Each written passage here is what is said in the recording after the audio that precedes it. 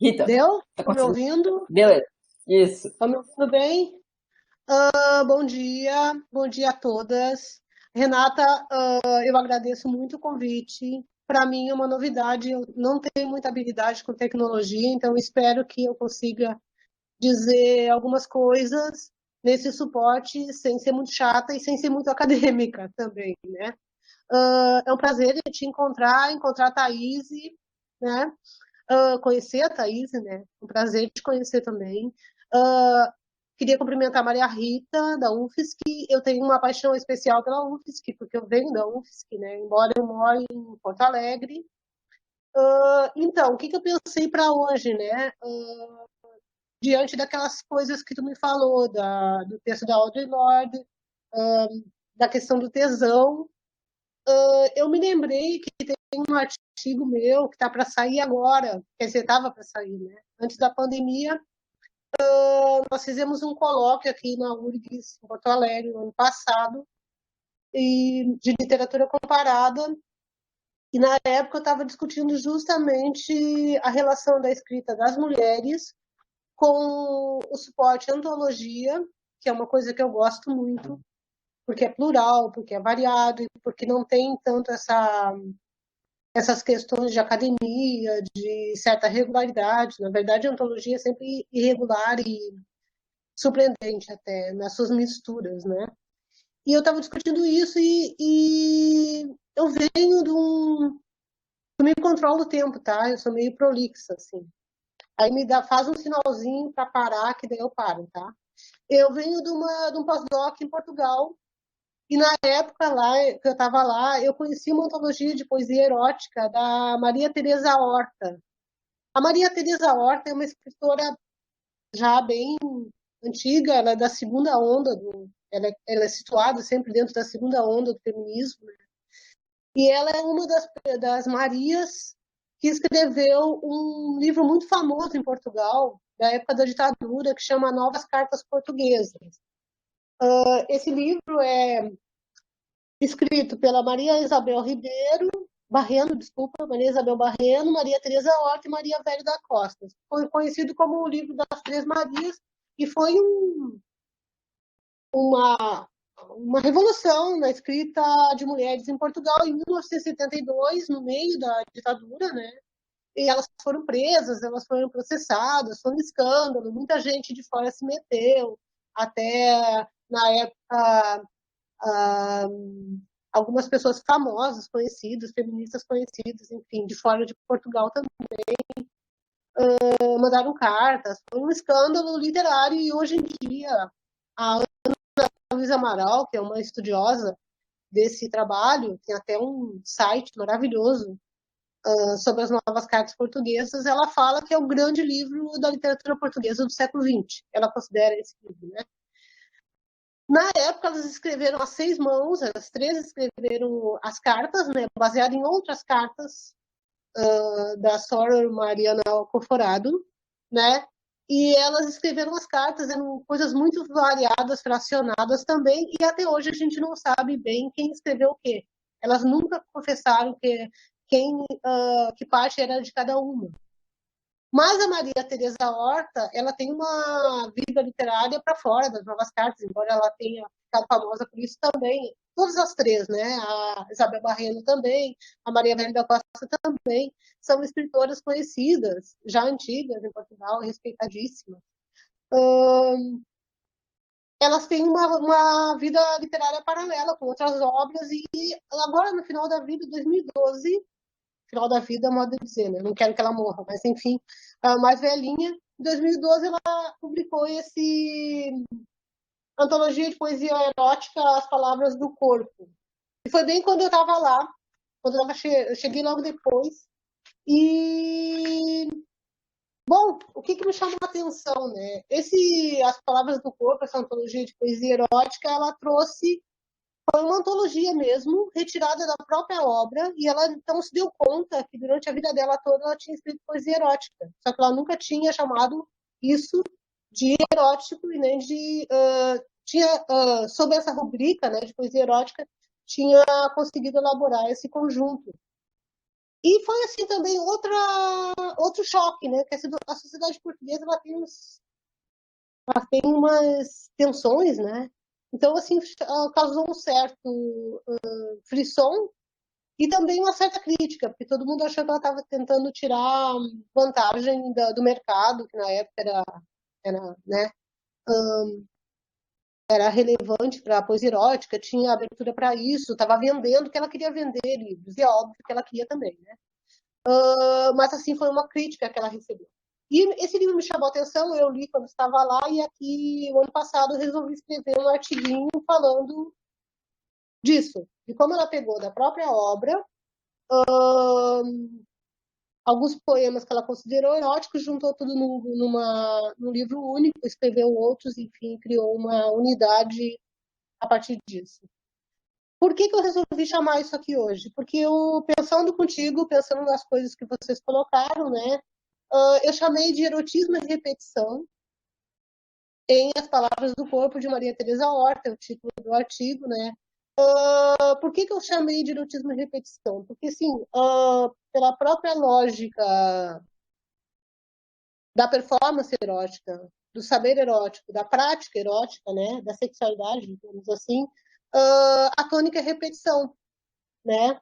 Mas e existe uma potência nisso, uma potência de repetição, uma potência diferida, que se reativa toda vez que se repete, e que eu achei interessante a partir da obra dela, né? Dela retirar de dentro da obra os próprios poemas, deslocar, tirar do lugar e refazer o sentido, né? Então, o que eu destaco disso, né, desse trabalho? A potência da repetição, que ela é, ao mesmo tempo, repetida e diferida o tempo todo, e que tem a ver com o erotismo. A revisão da própria obra, ou seja, revisitar a própria obra. Como tu disse, a gente tem que se reinventar e se repensar o tempo todo, agora na pandemia pior, né? Na, digamos, num tempo de reclusão, a gente se volta para dentro, fica se repensando o tempo todo, repensando o próprio trabalho. Então, eu trouxe esse artigo que já está pronto, mas para pensar ele de novo, né? Nessa cena do Teorizando Tesão, conversa sobre erótica em tempos de coronavírus, e a reativação de elementos por reorganização, revisita e remontagem. Então, eu acho que me chama atenção no trabalho da Horta, como de todas as mulheres modernistas, e de uma certa época, né, essa capacidade de revisar, rever, reler, reescrever, recolocar as coisas de novo em outros lugares, e mudar o sentido a partir daí. E, a meu ver, né, é uma forma de saída da estagnação, de saída dessa situação de aparente impotência, a saída pela reinvenção, justamente pela remontagem, pela repetição. Então, assim, eu mandei para ti, Renata, pelo Gmail, eu não consegui montar aqui para mostrar, tá? Eu sou muito tacanha na coisa, assim, virtual, e eu mandei pelo Gmail 2 poemas, que é o que me chamou a atenção.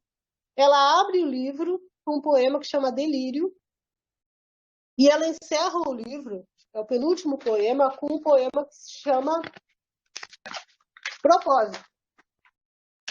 Só que, quando a gente lê esses poemas, a gente vê que o corpo dos poemas, o corpo dos versos é exatamente igual. Então, eu vou ler o Delírio, depois eu vou ler o Propósito, para as pessoas que estão me ouvindo, mas eu te mandei em papel, aí depois, se tu quiser distribuir para as pessoas que estiveram, pode passar, tá? Então, o Eu primeiro vou botar poema aqui no. Só um pouquinho. Eu vou botar para avisar para todo mundo. Eu vou botar aqui do lado no Shared Notes. E aí as pessoas podem acompanhar ali. ótimo. Ai, que bom, eu te agradeço. Eu sou muito tacanha disso, que eu não consegui. Pronto. Na Pronto, tá aqui, verdade, nem pessoal, no tentei. Shared Notes. Tá bom, então tá. Eu vou ler os dois, tá? Delírio. O desejo revolvido, a chama arrebatada, o prazer entreaberto, o delírio da palavra. Dou o voto liberto aos sentidos, tiro vendas, ponho o grito, escrevo o corpo, mostro o gosto, dou a ver o infinito. O propósito é propósito. O desejo revolvido, a chama arrebatada, o prazer entreaberto, o delírio da palavra. Dou o voto liberto aos sentidos, tiro vendas, ponho grito, escrevo o corpo, mostro o gosto, dou a ver o infinito. Se antes era dar a ver o infinito, era delírio, no fim, né, do livro se torna um propósito. Eu quero pensar que a gente tem que começar a pensar essas coisas também como pesquisadores e professoras, né? Como repensar a partir do mesmo, a partir da repetição, algumas questões que podem nos ajudar a sobreviver na pandemia. Mas eu quero voltar para o começo, né, para falar também como ela construiu esse livro. Além dessa composição, dessa maneira cíclica de trabalhar, né, de trabalhar com repetição do mesmo, com variações bem pequenininhas, no caso aqui só o título, né, ela faz uma escrita do corpo mesmo, né? O título do livro é Escrita do Corpo. Quanto tempo eu tenho ainda? 5 minutos, tá. Então, ela tem um poema que chama O Corpo, numa das páginas, e ela diz: digo o corpo, nosso corpo, digo o corpo, o gozo do que faço, digo o corpo, o uso dos meus dias. E depois desse poema, que fala, tem esses versinhos, eu só li uns pedacinhos, tá? Ela vai fazer uma espécie de desmontagem. Então, ela vai fazer um poema para cada parte do corpo. E aí, numa certa ordem. Então, vai ter um poema a boca, os lábios, outro a língua, outro os cabelos, a nuca, o pescoço, os ombros, as axilas, os braços, os pulsos, as mãos, os dedos, os seios. Depois ela desce para a cintura, as nádegas, as ancas, o ventre, o umbigo, o púbis, o clitóris. Aí tem um que chama a boca do corpo, outro, na sequência, a vagina, que na verdade é a mesma coisa, mas ela está usando nomes diferentes, as virilhas, depois chega os joelhos, as pernas e os pés. Onde parece findar com o trajeto. É a mesma coisa que ela faz com os dois poemas do início e do fim, né? Mas o percurso recomeça. Então, ela recomeça a falar de algumas partes, reconectando nesse último poema os movimentos, né, dos outros poemas e estabelece a partir das conexões e reestabelece esse corpo a partir de conexões e não mais de discriminações. Desculpe, eu tô meio atrapalhada, mas eu estou tentando não ler, tá? Eu vou ler só os pés para acabar, tá? E aí a gente volta para conversar depois. Os pés, para vocês entenderem o que ela faz, né? Os pés. Se mansamente percorres as pernas, encontrarás os pés. De cima a baixo das pernas para tomares os pés. Tornarás depois no sentido inverso ao longo das pernas, mas sem deixares os pés, que guardarás nas palmas das tuas mãos fechadas, sobre o peito dos pés. Né? Nesse final, nesse último poema, ela junta peito e pés de novo. Então, ela faz isso o tempo todo. Né? Deixa eu ver. Depois eu falo um pouquinho da capa, que eles chamaram como o gosto, a sexualidade e o prazer das mulheres. Aí sim foi apelativo para vender livro, né? Definindo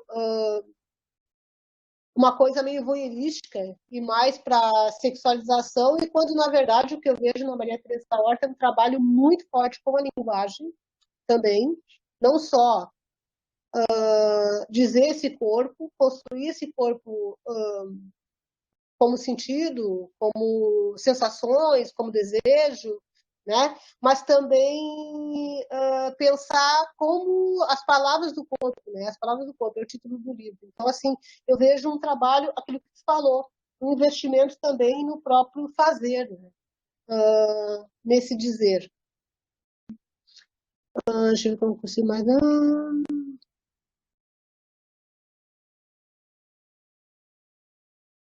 Eu acho que é mais ou menos isso, para falar assim, metricamente do que é sem medidas, né? A questão da sexualidade, a questão do desejo, a questão das sensações e do erótico, ao mesmo tempo num espaço que é página, que é texto e que é literatura. Né? Então, é muito bonito, eu gosto muito da maneira como ela trabalha, porque acaba construindo um erotismo que é meio no sentido daquele da Audre Lorde, né? Que envolve o trabalho, envolve fazer também, envolve o ser poeta e acaba nos trazendo uma dimensão do erótico que nos atravessa como professoras, como pesquisadoras, como escritoras, que nos contém, né? Que contém o nosso corpo também e que faz a gente viver, sobreviver. E hoje mais que nunca, né? Não sei se eu consegui me fazer entender, mas eu tentei resumir em poucos minutos um artigo bem grande. Obrigada. A gente vai conversando. Se alguém tiver alguma dúvida, tá bom? Eu vou desligar meu. Eu acho que ficou ótimo, Rita. Muito obrigada. Eu acho que palmas virtuais, tenho certeza que todos estão